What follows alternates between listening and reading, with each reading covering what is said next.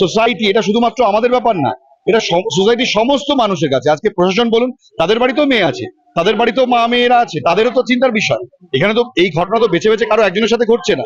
কিন্তু এই বিষয়টা আমরা যেটা একেবারে আপলিটিক্যাল একটা প্ল্যাটফর্ম, আমাদের বক্তব্য হচ্ছে যে এই ইস্যুটাকে আমরা দম দিতে চাই না। সুপ্রিম কোর্ট ডেফিনেটলি তার রায় দেবে, সিবিআই তদন্ত করছে।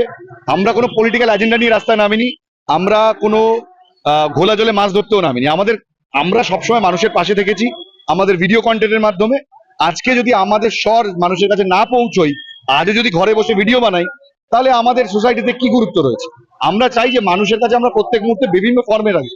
আজকে এটা শুধু আমাদের চাওয়ার উপর নয়, একটা মেয়ে কলকাতার মতন আরজিকর হাসপাতালে যদি ধর্ষিতা হতে পারেন, তার খুন হতে পারে, তাহলে ভারতবর্ষের আর কোথাও মেয়েরা নিরাপত্তা নেই, অন্তত পশ্চিমবঙ্গে তো নয়।